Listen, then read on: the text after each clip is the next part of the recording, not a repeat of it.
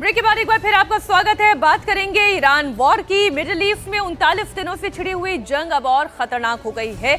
अमेरिकी राष्ट्रपति Donald Trump युद्ध खत्म करना चाहते हैं, लेकिन ईरान है कि वो मानने के लिए तैयार नहीं है। बिल्कुल, और सीज फायर के लिए ट्रंप की डेडलाइन आज रात खत्म हो रही है। अमेरिकी राष्ट्रपति ने धमकी दी है कि अगर ईरान नहीं माना तो वो उसे तबाह कर देंगे। जंग में अपने टॉप लीडर्स को खोने वाला ईरान अमेरिका के इस शांति प्रस्ताव को ठुकरा चुका है। ईरान का कहना है कि वो संधि अपने शर्तों पर करेगा। सीज फायर के बीच ईरान पर इजरायल का हवाई हमला भी जारी है। इजरायली एयर स्ट्राइक में तेहरान में काफी तबाही मची है। अमेरिका ने ईरान के अब तक 13,000 से ज्यादा ठिकानों को टारगेट किया है। ताबड़तोड़ हमले से ईरान भी बौखलाया हुआ है, पलटवार कर रहा है। ईरान ने इजरायल, इराक, बहरीन, यूएई को टारगेट करके कई मिसाइलें दागी हैं, जिसकी तस्वीरें हम आपके सामने रख रहे हैं। और ईरान के ऊपर अगर वार हो रहा है तो ईरान पलटवार भी कर रहा है।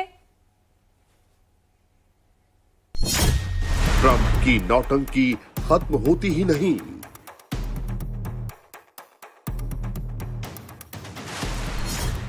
चाहते क्या है Trump? Total confusion. Where every bridge in Iran will be decimated by 12 o'clock tomorrow night. Iran पर मंगल भारी, डूम्सडे पर क्या तैयारी? The entire country could be taken out in one night, and that night might be tomorrow night. धमकी पर धमकी, कब तक ट्रंप की मनमर्जी? The Iranians have, and we've had numerous intercepts. Please keep bombing. Bombs that are dropping near their homes. Please keep bombing. Do it. कयामत की रात, खलीफा सिर काटने को तैयार। मिडिल ईस्ट में छिड़ी हुई जंग को रोकने के लिए एक और सीज फायर के लिए बात चल रही है। और वहीं दूसरी ओर ईरान पर इजरायल और अमेरिका की बारूदी बारिश रुकने का नाम नहीं ले रही है। अमेरिका और इजरायल ने सुबह सुबह तेहरान के मेहराबाद इंटरनेशनल एयरपोर्ट को टारगेट किया और इस हमले के बाद पूरे एयरपोर्ट के इलाके में भीषण आग लग गई। आग की लपटें कई किलोमीटर दूर से दिखाई दे रही थी। ईरान ने कहा कि हमले में विदेशी एयरलाइन के प्लेन को भी नुकसान पहुंचा है। ये तस्वीर आप देख रहे हैं किस तरह से मेहराबाद एयरपोर्ट के ऊपर हमला हुआ है और मेहराबाद एयरपोर्ट के ऊपर लगातार निशाना बना है। काफ़ी इसके हिस्से को पहले ही डैमेज किया जा चुका है, लेकिन कल जो हमला हुआ है उसमें बताया जा रहा है कि एक विदेशी एयरलाइन के प्लेन को भी नुकसान पहुंचा है। कुल मिलाकर देखा जाए तो इस एयरपोर्ट पर लगातार हमले से ईरान के पास जो मौका होता था कि वो कुछ साजो सामान लाता था विदेशों से, एक्सपोर्ट या फिर इंपोर्ट करने की जो उसकी पूरी व्यवस्था थी वो ख़त्म कर दी गई है। जंग के 39 दिन में ईरान का कोई ऐसा शहर बाकी नहीं रहा जहां इजरायल और अमेरिका ने बम ना बरसाए हों। नेतन्याहू और ट्रंप की सेना चुन चुनकर ईरानी इंफ्रास्ट्रक्चर को टारगेट कर रही है। ईरान के मशहद शहर में अल मसला स्ट्रीट के पास इजरायल ने हमला किया। यह अटैक पावर स्टेशन को टारगेट करके किया गया।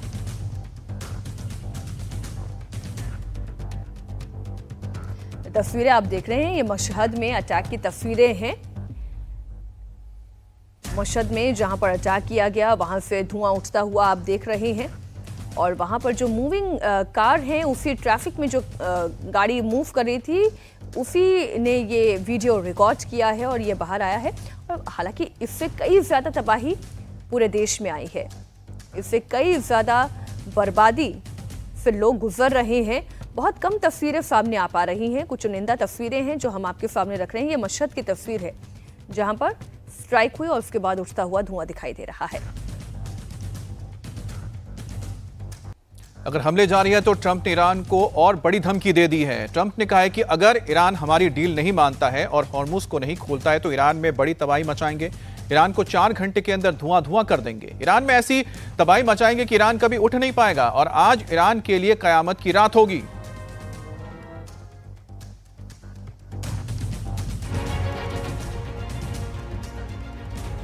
We have a plan because of the power of our military, where every bridge in Iran will be decimated by 12 o'clock tomorrow night, where every power plant in Iran will be out of business, burning, exploding, and never to be used again. I mean, complete demolition by 12 o'clock. And it'll happen over a period of 4 hours if we want to. आप समझ रहे हैं, Donald Trump complete demolition की बात कर रहे हैं, यानी वो कह रहे हैं कि अब ऐसी बर्बादी होगी जहां से वापस दोबारा ईरान उठकर खड़ा नहीं हो सकेगा। ट्रंप कह रहे हैं कि आज ईरान के लिए कयामत की रात होने जा रही है। ट्रंप ने ईरान को हमले का समय भी बता दिया है। ट्रंप ने कहा कि आज रात 8 बजे तक अगर ईरान ने डील नहीं मानी तो उसके बाद ईरान में भयंकर तबाही मचाएंगे, पुल प्लांट सब तबाह कर देंगे। ईरान के पास एक भी पावर प्लांट नहीं बचेगा। अगर ईरान चाहता है कि वो खत्म ना हो तो रात 8 बजे से पहले वो डील मान ले, क्योंकि 10 दिन पूरे हो गए, अब भयानक हमले होंगे। This is a critical period. They have a period of, well, till tomorrow at 8 o'clock. I gave them an extension. They asked for an extension of 7 days, right? I said, Steve, give them 10 days. 10 days is up actually today, so I gave them 11, I guess, indirectly. I thought it was inappropriate the day after Easter. I want to be a nice person. They have till tomorrow. Now we'll see what happens. I can tell you they're negotiating, we think, in good faith. We're going to find out. We're getting the help of some incredible countries that want this to be ended because it affects them also. A lot of people are affected by this. But we're giving them till tomorrow, 8 o'clock Eastern Time. And after that, they're going to have no bridges. They're going to have no power plants. Stone Ages, yeah. Stone age यानी कि पाषाण युग में धकेल देगा, पूरी तरह से डेमोलिशन बर्बाद कर दिया जाएगा, यही धमकी दी गई है। और ट्रंप की धमकियों को लेकर ईरान ने भी पलटवार किया है और करारा जवाब दिया है। ईरान के विदेश मंत्री अब्बास अरागाची ने कहा है कि हम इस युद्ध को अंत तक ले जाएंगे और दुश्मनों को मुंहतोड़ जवाब भी देंगे, ताकि दुश्मन भविष्य में हम पर हमले ना करें, गुस्ताखी ना करें। अरागाची ने ट्रंप पर तंज कसते हुए कहा कि उन्होंने ईरान से बहुत कुछ सीख ली होगी और उन्हें यह भी पता चल गया होगा कि उनके साथ कितने लोग खड़े हैं। اینکه ما میگوییم آتش بس نمیخواهیم نه به این دلیل که دنبال جنگ هستیم، به این دلیل که این بار این جنگ باید به شکلی تمام بشود که دشمنان ما دیگر هرگز به فکر تکرار این حملات و این تجاوز نیفتند. و من فکر میکنم تا همین الان هم درس خوبی فرا گرفتند، فهمیدند که با چه ملتی طرف هستند که در دفاع از خودش هیچ تردیدی نمیکنه و آمادگی داره که جنگ رو تا هر کجا که هست ادامه بده. अमेरिकी राष्ट्रपति ट्रंप ने ईरान को लेकर एक और बड़ा बयान दिया है। ट्रंप ने कहा कि मैं चाहूं तो ईरान जंग को अभी खत्म कर सकता हूं, लेकिन मैं ऐसा नहीं करूंगा। मैं ईरान को पूरी तरह से खत्म करना चाहता हूं। ईरान को सब कुछ पहले जैसे बनने में 15 साल लग जाएंगे। ट्रंप ने यह भी कहा कि मैं नहीं चाहता कि ईरान के पास परमाणु हथियार हो। We have many alternatives. We could leave right now and it would take them 15 years to rebuild what they have. We could leave right now. But I want to finish it up. Iran, ready, cannot have a nuclear weapon. They are lunatics, and you can't put nuclear weapons in the hands of a lunatic. अब Trump के शांति प्रस्ताव को Iran ने मानने से साफ इनकार कर दिया। ईरान का कहना है कि हम सीज फायर को इसीलिए कबूल नहीं करते क्योंकि पिछले अनुभव हमारे अच्छे नहीं हैं। ईरान ने शांति के लिए अपना नया प्रस्ताव रखा है। ईरान की मांग है कि इसे थोपे गए युद्ध को पूरी तरह से खत्म किया जाए, युद्ध विराम और फिर युद्ध का यह सिलसिला दोबारा ना चले। इसके साथ ईरान ने शांति के लिए हर तरह के प्रतिबंध को हटाने की भी मांग की है। ईरान की मांग है कि इजराइल जल्द से जल्द लेबनान में अपने हमले रोक दे। इसके साथ ही ईरान ने जंग में हुए नुकसान की भरपाई की भी मांग की है।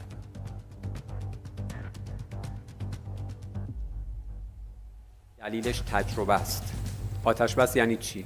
آتش بس یعنی که مدت کوتاهی رو وقفه ایجاد بکنند برای تمدید نیرو و برای ارتکاب مجدد جنایت. هیچ عاقلی این کار رو انجام نمیده. مطالبه ما پایان جنگ تحمیلی با همراه با اطمینان از اینکه این چرخه نامیمون تکرار نشود. कंफ्यूज ट्रंप के मन में आखिर चल क्या रहा है? ट्रंप ने अपने फ्यूचर प्लान के बारे में जो कहा उसे सुनकर आप भी हैरान रह जाएंगे। अमेरिकी राष्ट्रपति ट्रंप ये दावा कर रहे हैं कि वो वेनेजुएला में बहुत पॉपुलर हैं। अपना अमेरिकी कार्यकाल पूरा होने के बाद वहां का राष्ट्रपति चुनाव लड़ेंगे।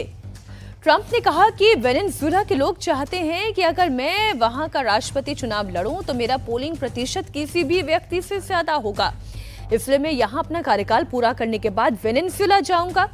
ट्रंप के इस बयान ने मीडिया और सोशल मीडिया पर एक नई बहस छेड़ दी है। The people of Venezuela, they say if I ran for president of Venezuela, I'm polling higher than anybody has ever polled in Venezuela. So after I'm finished with this, I can go to Venezuela. I will quickly learn Spanish. It won't take too long. I'm good at language.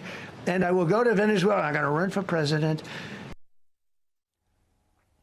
Israel लगातार Iran पर हमले कर रहा है। देर रात भी खर्म शहर में एक अटैक किया गया। यह हमला कुत अल शेख इलाके के एक बड़े पोर्ट पर किया गया। बहुत ही महत्वपूर्ण जगह है जहां ईरान की नौसेना के लिए जहाज और दूसरे साजो सामान तैयार किए जाते हैं, इसलिए हमले में काफी नुकसान हुआ है। ये आप तस्वीर देखिए, ये आपको क्रीक की तस्वीर नजर आ रही है और समंदर के ठीक किनारे पर आपको जो यहाँ पर क्रीक के किनारे आपको नजर आए काले धुएं का गुबार उठता हुआ दिख रहा है और ठीक उसके सामने आपको जहाज और बोट्स नजर आ रहे हैं। यही वो जगह है जहां पर हमला किया गया। यहाँ पर जो ईरानी नौसेना है उनके जहाज तैयार होते थे, उनको रिपेयर किया जाता था, दूसरे बोट्स बनाए जाते, साजो सामान रखा था, तब उसे पूरी तरह से तबाह कर दिया गया ताकि जो वहां की नौसेना है किसी भी लिहाज से नए बोट्स ना बना पाए और अगर उनके बोट्स क्षतिग्रस्त हुए हैं तो उनको रिपेयर तक ना कर पाए।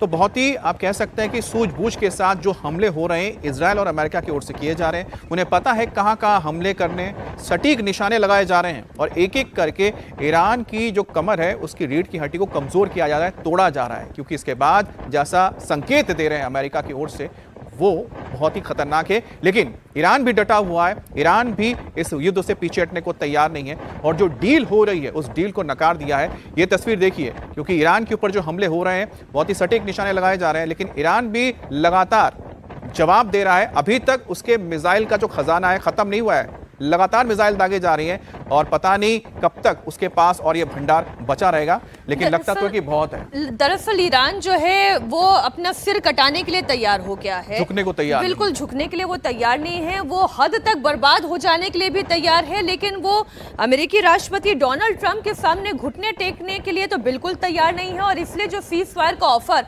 अमेरिका की ओर से दिया गया है, उस सीज फायर के ऑफर को ईरान पूरी तरह से नकार चुका है, ठुकरा चुका है। यूएस इजराइल मिलकर ईरान पर अटैक कर रहे हैं तो ईरान भी जबरदस्त पलटवार कर रहा है। एक और बड़ी खबर आपको इस जंग से जुड़ी हुई दे दें, इराक के एरबिल में ईरान ने अमेरिकी सैन्य अड्डे पर हमला किया है, जिसके बाद अमेरिकी बेस पर एयर डिफेंस सिस्टम एक्टिव हो गया है। हालांकि यह हमला सीधे ईरान ने नहीं बल्कि ईरान के समर्थन वाले हथियारबंद समूह मिलिशिया ने किया है। बताया जा रहा है कि इसका मकसद अमेरिका का ध्यान युद्ध से हटाकर फिर इस ओर केंद्रित करना है।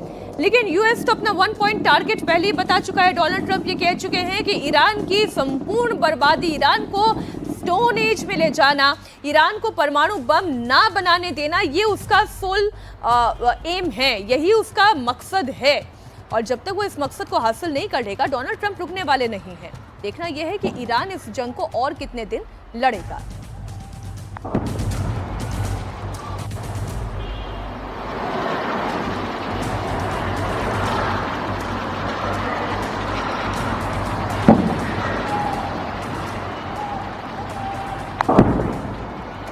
अब ट्रंप की धमकियों के बीच ईरान ने एक वीडियो संदेश दिया है। इस वीडियो संदेश में ईरान के सुप्रीम काउंसिल ऑफ यूथ के सेक्रेटरी ने देश के सभी युवाओं से पावर प्लांट्स के चारों ओर ह्यूमन चेन बनाने की अपील की है। अब ईरानी सरकार टेलीविजन पर इस संदेश को दे रही है, जिसमें कहा जा रहा है कि मैं सभी युवा, एथलीट्स, आर्टिस्ट, स्टूडेंट्स और यूनिवर्सिटी स्टूडेंट्स और उनके प्रोफेसर्स को इन्वाइट करता हूं, मंगलवार को दोपहर 2 बजे पावर प्लांट्स के चारों ओर इकट्ठा हो जाएं। हमारी नेशनल एसेट और कैपिटल है। चाहे आपकी पसंद या पॉलिटिकल नज़ीरा कुछ भी हो, वो ईरान और ईरानी युवाओं के भविष्य के लिए है। من از همه جوانان، ورزشکاران، هنرمندان، بچه‌های دانشجو و دانشگاهی و اساتیدمون دعوت میکنم فردا سه‌شنبه ساعت 2 ظهر دور نیروگاه‌هایی که داشته و سرمایه ملی ما هستند، بدون توجه به هر سلیقه و دیدگاه سیاسی، مال آینده ایران و مال جوانان ایرانی هستند، جمع بشن تا به دنیا بگن حمله به زیرساخت‌های عمومی جنایت جنگی. इजराइल ने ईरान पर हमले और तेज कर दिए हैं। इजराइल ने ईरान के अल फुलेह में पेट्रोकेमिकल प्लांट पर बड़ा हमला किया है। यहाँ कई धमाकों की आवाज सुनी गई है। ये ईरान के एनर्जी इंफ्रास्ट्रक्चर का एक अहम हिस्सा माना जाता है। इस प्लांट पर हमले की पुष्टि अब खुद इजराइल के प्रधानमंत्री नेतन्याहू ने की है। साथ ही उन्होंने चेतावनी दी है कि अभी वो हमला जारी रखेंगे और IRGC की कैश मशीन को पूरी तरह से खत्म कर देंगे। नेतन्याहू ने कहा कि इजराइल पहले से कहीं ज्यादा मजबूत है। היום השמדנו את המפעל הפטרוכימי הגדול ביותר באיראן.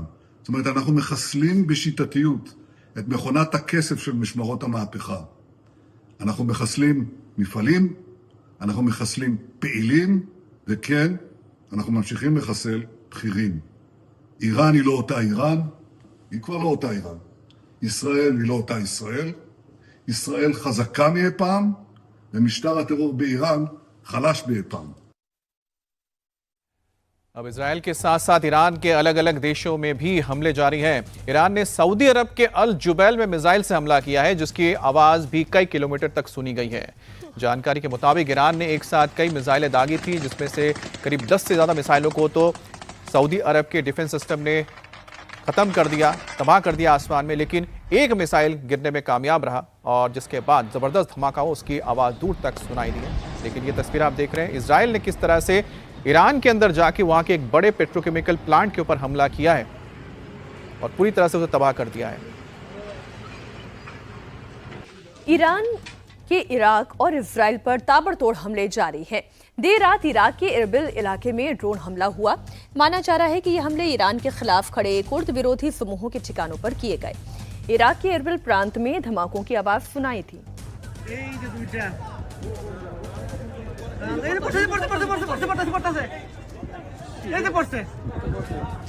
अल्लाहु अकबर,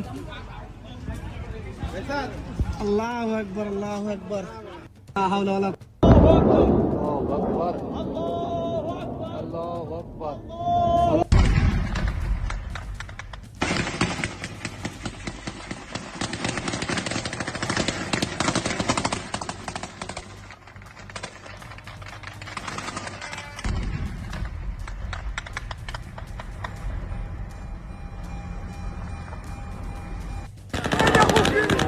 अब इजराइल के साथ ईरान ने अलग अलग देशों में हमले जारी रखे हैं। ईरान ने सऊदी अरब के अल जुबैल में मिसाइल अटैक किया और इसके इलाके में इंडस्ट्रियल एरिया को निशाना बनाया गया और इसकी आवाज़ कई किलोमीटर तक सुनाई दी थी। तो अल जुबैल की तस्वीर देख रहे हैं, जहां पर एक प्लांट के ऊपर हमला किया गया था, जिसके बाद माना जा रहा है कि सऊदी अरब जो लगातार चेतावनी दे रहा है ईरान को कि वो उसके इलाके में हमले ना करे और लगातार जिस तरह से मिसाइलें दागी जाती हैं, कल भी बताया जा रहा है करीब 1 दर्जन मिसाइलें दागी गई थी सऊदी अरब के ऊपर, उसके एयर डिफेंस सिस्टम ने उसे ख़त्म कर दिया था।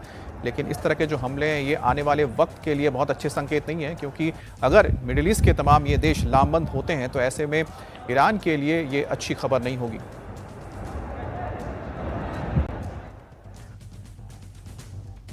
ईरान अमेरिका और इजराइल के हमले का पलटवार कर रहा है। ईरान लगातार खाड़ी देशों में अमेरिका और उसके सहयोगियों को निशाना बना रहा है। सऊदी अरब के अल जुएब में ईरान ने अटैक किया, जिसकी तस्वीरें आप देख रहे हैं। ये एक औद्योगिक केंद्र है जिसे निशाना बनाया गया। उसके बाद यहाँ से आग और धुएं की लपटें जो आप देख रहे हैं, आग की लपटें और धुएं का गुबार ये तस्वीरों में कैद हुआ है। सऊदी अरब में यह हमला हुआ है ईरान की तरफ से। ईरान अमेरिका के जितने भी हितैषी हैं उनके ऊपर अटैक कर रहा है और उसमें सऊदी अरब तो सबसे बड़ा हितैषी है अमेरिका का, और अमेरिका के बहुत सारे एसेट्स वहाँ पर हैं। इसलिए ईरान लगातार जब से ये जंग शुरू हुई है तब से सऊदी अरब पर रह रहकर हमले कर रहा है।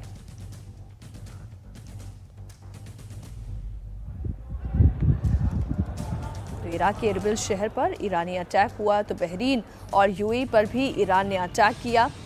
मिडिल ईस्ट में ये महायुद्ध का 39वां दिन है और लगातार खाड़ी के अन्य देशों में भी इस जंग की आग दिखाई दे रही है।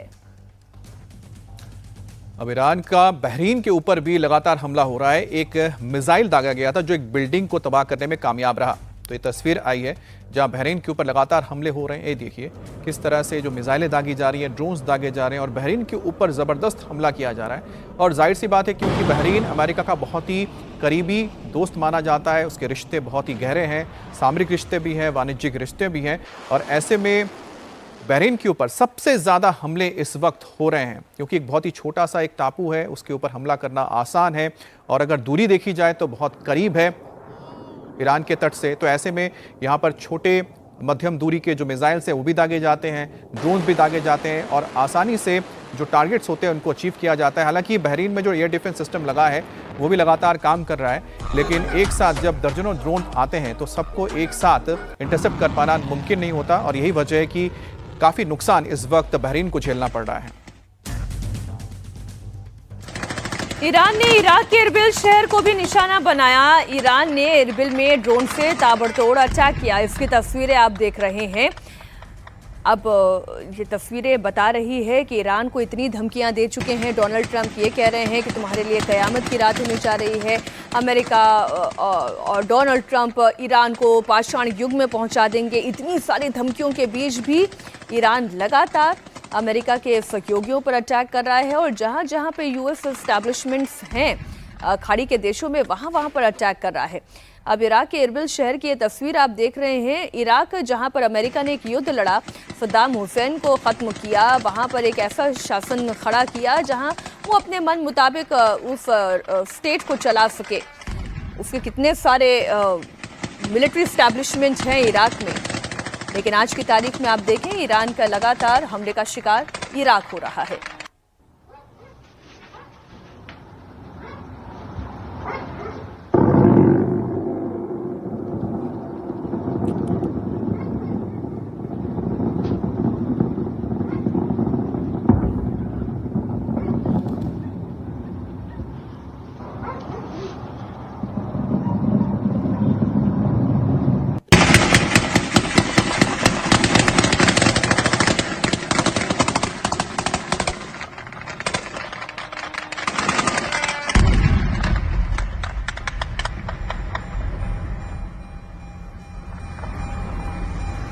स्ट्रेट ऑफ हॉर्मुज पर जारी डेडलॉक के बीच ईरान अब बाब अल मंदेब स्ट्रेट को भी बंद करने की धमकी दे रहा है।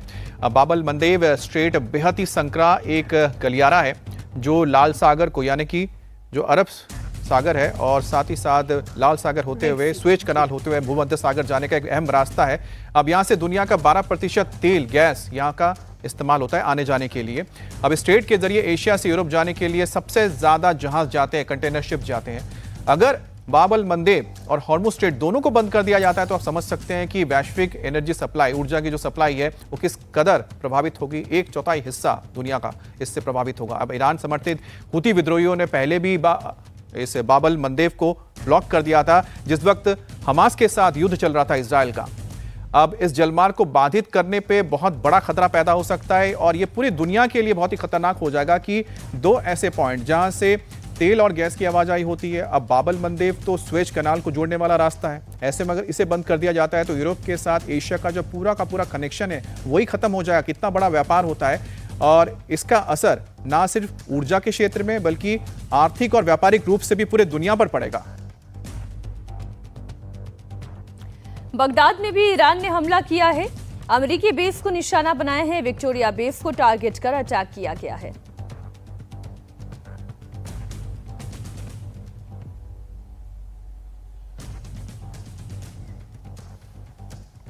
तस्वीर आप देख रहे हैं, ये भीषण आग की लपटें दिखाई दे रही हैं। बगदाद इराक की राजधानी है जहां पर ईरान ने हमला किया है। अमेरिकी बेस पर यह हमला हुआ।